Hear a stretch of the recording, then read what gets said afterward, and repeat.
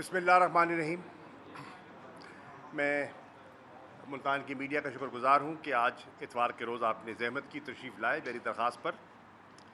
میں 2-3 نقطوں پر بات کروں گا اور آغاز کروں گا اس مطالبے سے کہ اسحاق ڈار صاحب کو فی الفور مستعفی ہونا چاہیے۔ اسحاق ڈار صاحب نے قوم کے سامنے جو 9 جون کا بجٹ پیش کیا تھا، ماہرین معاشیات اور اب IMF نے اسے مسترد کر دیا ہے۔ آپ کو یاد ہوگا کہ میں نے یہ پیشن گوئی کی تھی کہ اس سال یہ جو بجٹ پیش کیا گیا ہے، یہ دوران سال اس میں تبدیلیاں کرنی پڑیں گی، لیکن مجھے بھی یہ اندازہ نہیں تھا کہ بجٹ کے بحث کے دوران ہی بجٹ کی حالت تبدیل ہو جائے گی۔ جو بجٹ قوم کے سامنے 9 جون کو پیش کیا گیا اور جس بجٹ پر اب یہ ووٹنگ کروانے جا رہے ہیں، یہ 2 مختلف دستاویزات ہیں۔ اگر آپ ان کا مطالعہ کریں تو ان کی پوری نوعیت ہی تبدیل ہو گئی ہے بجٹ کی۔ آج آپ دیکھیں 215 ارب کے مزید ٹیکسز کی نوید قوم کو سنائی گئی ہے۔ وہ قوم جو مہنگائی کے بوجھ میں پسی پڑی ہے، 215 ارب کے مزید ٹیکس اس پر لگائے جائیں گے۔ فائنینس بل جو دیا گیا اس کو ریوائز کیا جا رہا ہے، اور اب جو بجٹ پیش ہوگا جس پر ووٹنگ ہوگی وہ نیا فائنینس بل ہوگا، جس میں 215 ارب کے اضافی ٹیکس ہوں گے۔ جو پہلے ٹیکس لگے ہیں وہ اپنی جگہ موجود ہیں، ان میں اضافہ۔ یہاں میں یہ بھی کہتا چلوں کہ میں کیوں گزارش کر رہا ہوں کہ اسحاق ڈار صاحب کو مستعفی ہونا چاہیے، کیونکہ IMF کا ان پر اعتماد نہیں ہے، اور آپ دیکھتے ہیں کہ آج ان کی گفت و شنید بھی بڑی بمشکل ہوتی ہے۔ عائشہ خان صاحبہ مورلیس ریپرزینٹ کر رہی تھی منسٹری آف فائنینس کو۔ اب دیکھیں وہ کیا کہہ رہے ہیں۔ IMF کے ساتھ بات چیت چل رہی ہے، وزیر اعظم بھی گئے، فرانس میں بھی ملاقات کی MD IMF کے ساتھ، تو انہوں نے بالکل تذکرہ کیا اور جنہوں نے اس کو تسلیم کر لیا کہ ڈار صاحب نے جو ریونیو میجرز بجٹ میں اناؤنس کیے تھے وہ ناکافی تھے، اور جو ریونیو ٹارگٹ انہوں نے دیا تھا وہ اچیویبل نہیں ہے، چنانچہ آپ کو ایڈیشنل میجرز لینے ہوں گے، اور انہوں نے ایڈیشنل میجرز لیے ہیں، اور 215 ارب کا بوجھ مزید پاکستانیوں پر ڈالا ہے۔ انہوں نے کہا کہ جو آپ کے جو ایکسپینڈیچرز کا آپ نے ایسٹیمیٹ کیا ہے وہ آپ نے سپریس کیا ہے، اور اس کو بھی آپ کو ریوزٹ کرنا ہوگا، اور آپ نے دیکھا کہ کچھ اقدامات انہوں نے لیے ہیں اور کہا ہے کہ 85 ارب کے لگ بھگ ہم اپنے ایکسپینڈیچرز جو ہیں وہ کرٹیل کریں گے۔ اور بھی گنجائش تھی اگر وہ اس پر نظر ثانی کرتے۔ باہر نہ ریونیو ٹارگٹ سے مطمئن، نہ ایکسپینڈیچر سے مطمئن۔ اور پھر آپ دیکھیے جو انہوں نے کہا کہ ہم نے اپنے فوریکس ریزروز کو بڑھانے کے لیے ایکسٹرنل انفلوز میں اضافہ کرنا ہے، اس پہ کئی اقدامات کا انہوں نے ذکر کیا، اور اس میں ایک اسکیم انہوں نے اناؤنس کی، ایمنسٹی اسکیم، کہ $1 لاکھ تک اگر آپ لے آئیں گے تو کوئی سوال جواب نہیں ہوگا۔ آج IMF نے اس کو بھی مسترد کر دیا ہے، اور ہو سکتا ہے کہ ڈار صاحب کو اسے بھی سمیٹنا پڑے اور واپس لینا پڑے۔ اسی طرح جو انہیں گروتھ کا ٹارگٹ دیا ہے بجٹ میں نے پہلے بھی کہا تھا اور میں دہرا دیتا ہوں، ڈار صاحب یہ پورا نہیں ہوگا۔ کیوں نہیں ہوگا؟ اس کی وجہ یہ ہے کہ اس وقت آپ کی جو انڈسٹری ہے وہ بحرانی کیفیت سے دوچار ہے۔ آپ کی سب سے بڑی صنعت جو ہے وہ ٹیکسٹائل کی صنعت ہے، اور تقریباً 40% وہ بند ہو چکی ہے اور مزید بند ہوتی چلی جا رہی ہے۔ آپ ایپٹما سے رجوع کر لیں، ان سے رابطہ کر لیں، وہ آپ کو بتائیں گے کہ اس وقت فیصل آباد میں جو بحران کی کیفیت ہے وہ آپ کے سامنے ہے۔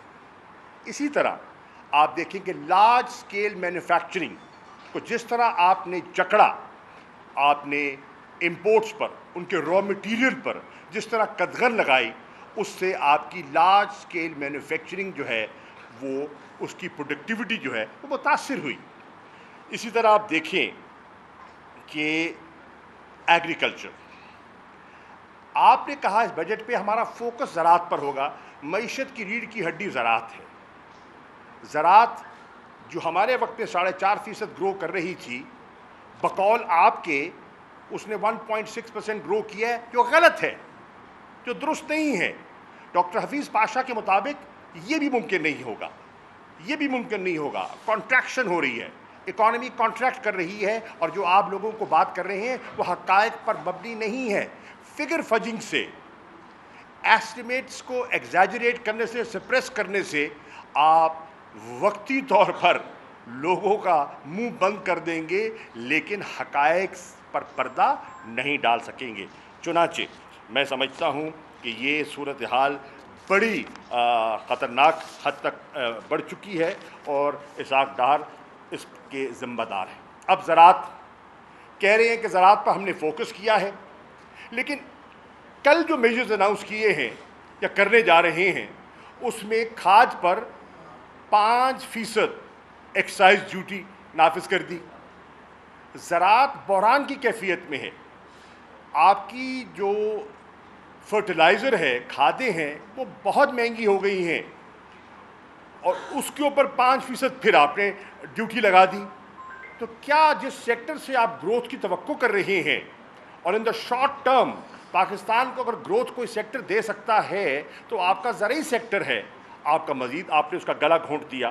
اسی طرح یہ آپ نے جو اپنی امپورٹس پر ریسٹرکشن لگائی تھی، اب آپ نے دیکھا کہ اس پر بھی آپ کو نظر ثانی کرنی پڑی، اور اسٹیٹ بینک نے جو نیا اسٹیٹمنٹ دیا ہے اس کی وضاحت میں جانے کی ضرورت نہیں ہے، سب جانتے ہیں.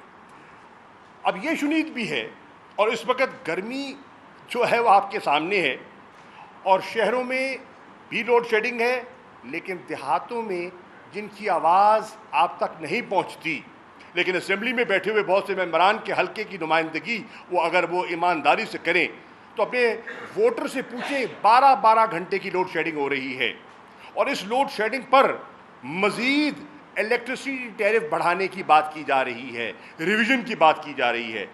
تو یہ بجٹ قوم بھی مسترد کر چکی ہے، تاجر بھی مسترد کر چکے ہیں، صنعت کار بھی، کسان بھی، اور اب IMF نے بھی مسترد کر دیا ہے. چنانچہ ڈار صاحب، میری آپ سے گزارش ہے، آپ مستعفی ہوں اور کسی اور کو یہ ذمہ داری دیں جو یہ کام سنبھال سکے.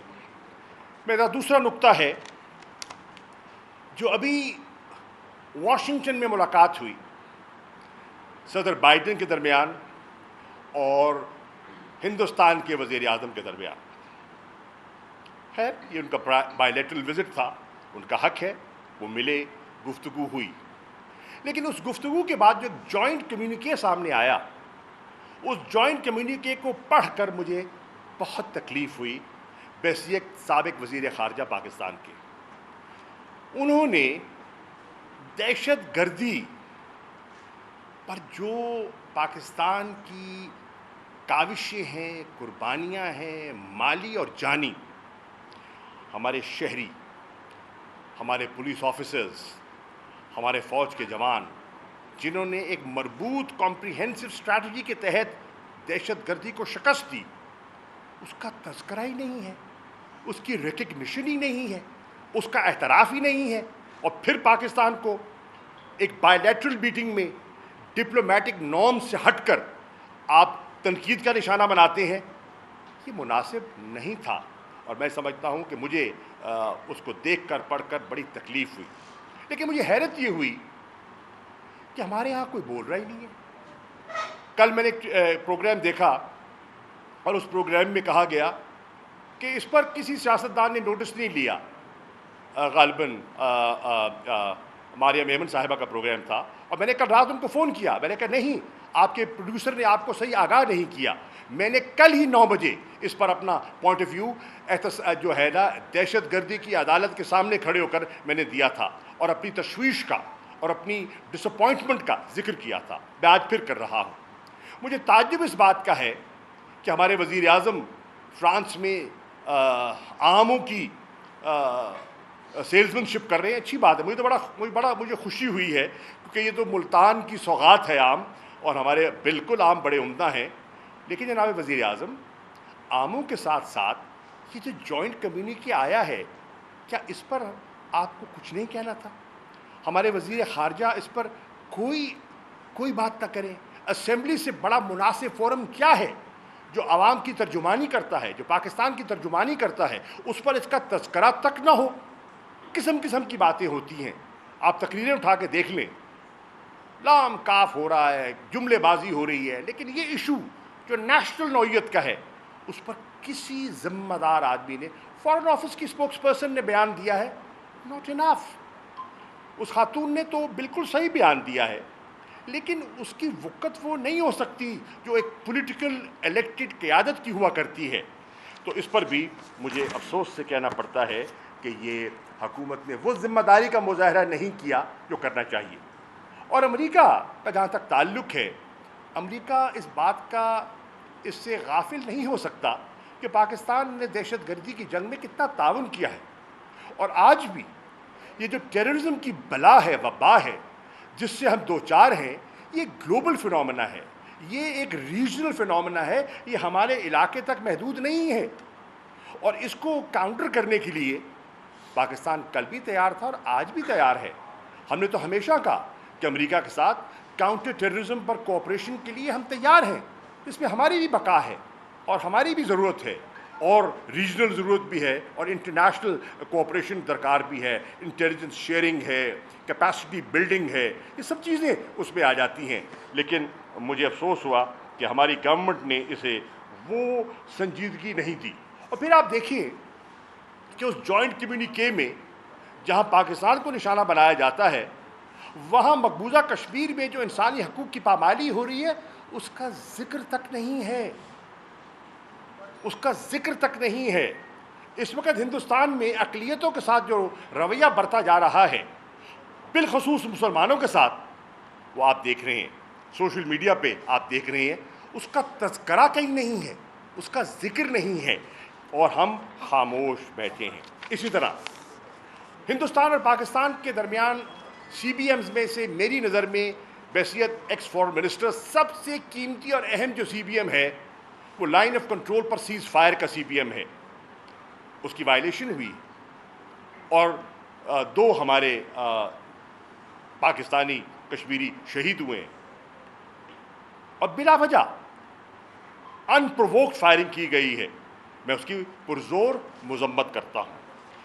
یہ 3 چیزیں ہیں جو میں آپ کی خدمت میں پیش کرنا چاہ رہا تھا، اور یہ قومی نوعیت کی ہیں، اور میں سمجھتا ہوں کہ اس کا ہمیں نوٹس لینا چاہیے. Thank you. یہ بتائیے گا کہ جو یونان میں کشتی کا حادثہ ہوا اس کے بارے میں بھی بتائیں گے، اور دوسرا جو کراچی کی جو پورٹ ہے وہ دبئی کو لیز پہ دی جا رہی ہے، اس کے بارے میں بتائیں گے. دیکھیے، جو یونان میں حادثہ ہوا بہت تکلیف دہ، بہت سی قیمتی جانیں گئیں، اور اس میں بہت بڑی تعداد پاکستانیوں کی تھی.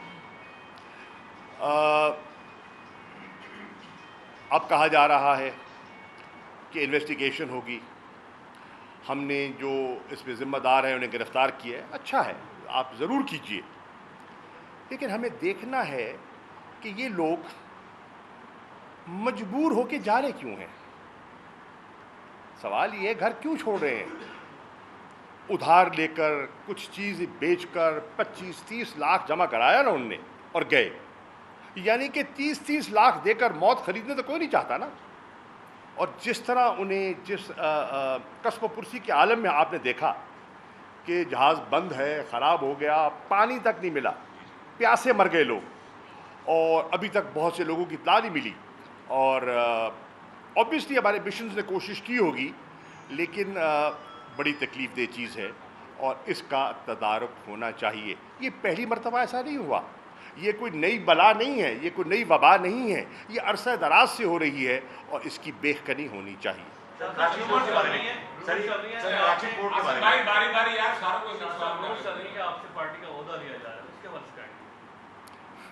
ریومرز تو ریومرز ہوتی ہیں، اور میں ریومرز پر کان نہیں دھرتا. جب حقیقت سامنے آئے گی تو جواب دے دوں گا. نمبر ایک. نمبر دو میرے بھائی، میں دیانتداری سے کہہ رہا ہوں، دیانتداری سے.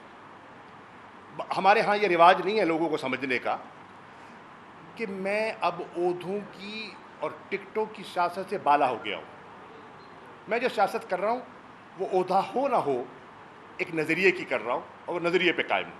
شاہ صاحب جس وقت آپ رہا پر آئے تو آپ نے کارکنوں کو پیغام دیا کہ انصاف کا جھنڈا میرے پاس ہے، تو کیا آپ کی اس بیان سے مجھے سمجھ آیا کہ عمران خان مائنس ہو چکے ہیں؟ یہ بھی ایک ڈسٹارشن ہے جو میڈیا کے ایک طبقے کو ذمہ داری دی گئی ہے کرنے کی، اور وہ جو طبقہ کر رہا ہے وہ لوگ جانتے ہیں اس کو.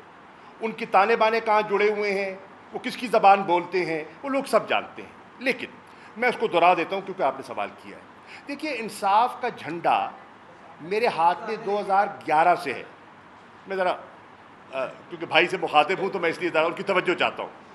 انصاف کا جھنڈا 2011 سے میرے ہاتھ میں ہے، اور میں نے کیا کہا اس پر آپ نے توجہ نہیں دی. میں نے کہا اب بھی انصاف کا جھنڈا میرے ہاتھ میں ہے. یہ جھنڈا اور اس کا بانی کون ہے؟ عمران خان. یہ پودا لگایا کس نے ہے؟ عمران خان نے. اس پودے کا رکھوالا کون ہے؟ عمران خان. اس پودے کا سب سے زیادہ درد کس کو ہوگا؟ عمران خان کو. تو یہ ایک شرارت ہے، لیکن کوئی بات نہیں. بجٹ کے حوالے سے خلافات پیدا ہو گیا پی ڈی ایم میں، نون لیگ بھی اور پیپل پارٹی کے بھی آپ نے خلاف ہو رہے ہیں، اس کے بارے میں بتائیے گا. اور اس کے ساتھ سر اٹیک یہ ہے کہ پی ٹی آئی کا مستقبل کیا ہے؟ اگر آپ دیکھیں تو سوات میں بلاول بھٹو زرداری نے جو تقریر کی تھی اس میں انہوں نے خاصی تنقید کی تھی ڈار صاحب پر، بجٹ پر، اور کافی وہ ڈسٹرب دکھائی دے رہے تھے. ان کی گفتگو جو میں نے سنی، اور پھر میں نے ان کی اسمبلی میں گفتگو سنی، اور انہوں نے کہا میں بچپن سے جانتا ہوں اور میں ان کو اپنا انکل سمجھتا ہوں. تو لگتا ہے کہ معاملہ کچھ طے ہو گیا. پی ٹی آئی کا مستقبل تو عوام کے ہاتھوں میں ہے، اور میں سمجھتا ہوں کہ جس جماعت کی جڑ عوام میں ہو اس کا مستقبل روشن ہوتا ہے. جو لوگ بھی تحریک انصاف چھوڑ رہے ہیں وہ کہہ رہے ہیں ہمارے جو ہے وہ پریشر تھوڑا سا ان کے اوپر نظر آ رہا ہے. تو آپ کے اوپر بھی کوئی ایسا پریشر ڈالا جا رہا ہے کہ بتا دیں کہ آپ بھی کوئی ہے کہ مذمت وغیرہ، یہ اس کے حوالے سے بتا دیں کہ آپ کے اوپر کتنا پریشر ہے، آپ کو بھی اس طرح بلایا جا رہا ہے؟ میں کہیں ہلاؤ؟ جو موجودہ حالات بنے ہوئے ہیں، کیا آپ سمجھتے ہیں جو موجودہ حالات طریقے انصاف کے بنے، کیا آپ سمجھتے ہیں کہ قومی اسمبلی سے استعفے دینا اور کے پی کے پنجاب کی اسمبلی چاہیے؟ پرانا سوال ہے، نئی بات کیجیے.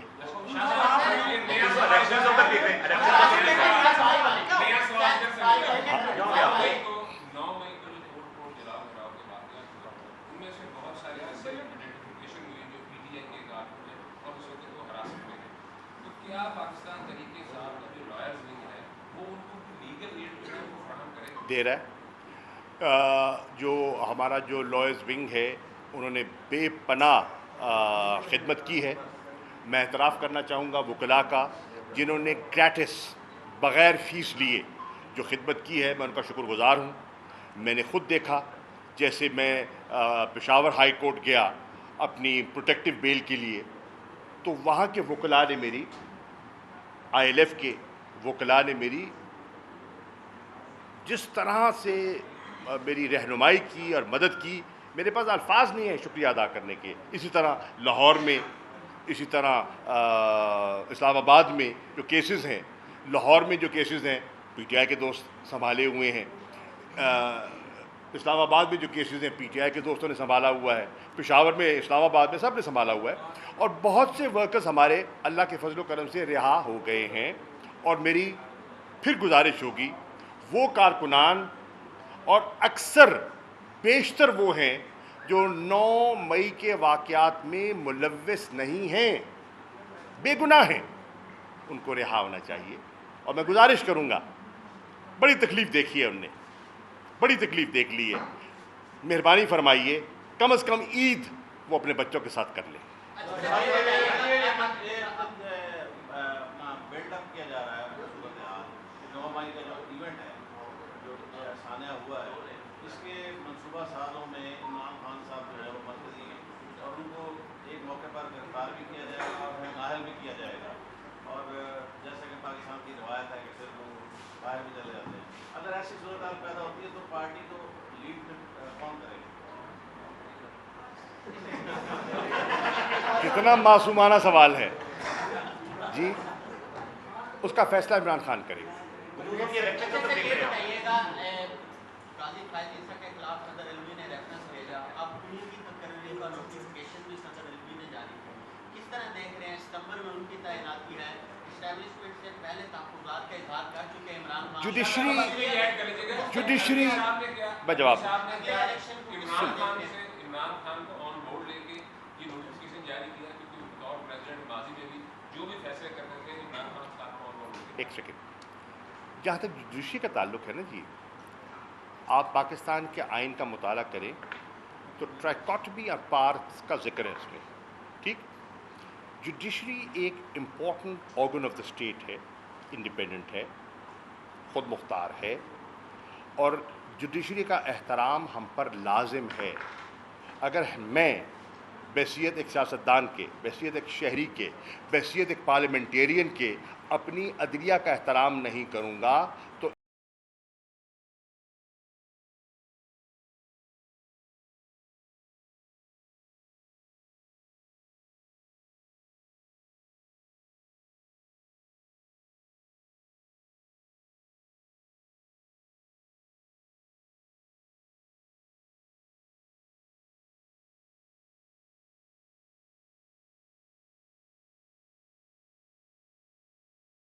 اپنے کولیگز سے جو پارلیمنٹ میں ہیں انہیں گزارش کروں گا کہ جوڈیشری کا احترام کیجیے. ان کی کئی فیصلے آئیں گے جو آپ کو پسند نہیں آئیں گے، کئی فیصلے ہوں گے جن کی آپ تعریف کریں گے. That's life. معاملات پھر سے میں اسٹیبلشمنٹ کے ساتھ باقی اداروں کے ساتھ میرے پاس تو کوئی کرسٹل بال ہے نہیں اور علم نجوم کی مجھے مہارت نہیں ہے. بخور صاحب الیکشن کب تک دیکھ رہے ہیں آپ دیکھ رہے ہیں کہ آئین کیا کہتا ہے؟ آئین تو جو آپ اس ملک میں آئین، ایک سیکنڈ، اس ملک میں آئین دیکھ رہے ہیں؟ اگر اس ملک، دیکھیے، اگر اس ملک میں آئین ہے، اگر اس ملک میں آئین ہے تو 12 اگست کو اسمبلیوں کی مدت پوری ہونی ہے. ٹھیک ہے نا جی؟ تو 12 اگست کے بعد اسمبلی کو تحلیل ہونا ہے اور نئے انتخابات ہونے ہیں. اور اگر وقت پہ اگر اسمبلی پورا مدت پوری کر کے تحلیل ہوتی ہے تو 60 دن کے اندر ہونے ہیں، اور اگر 12 سے پہلے ہونی ہے تو 90 میں ہونے ہیں. یہ آئین ہے. اب دیکھتے ہیں، اس وقت پیپلز پارٹی بھی اور نون بھی آئین کے محافظ کہلاتے ہیں اپنے آپ کو. دیکھتے ہیں کتنی آئین کی پاسداری کرتے ہیں. Thank you. کلخانی پہ جانا ہے. Thank you.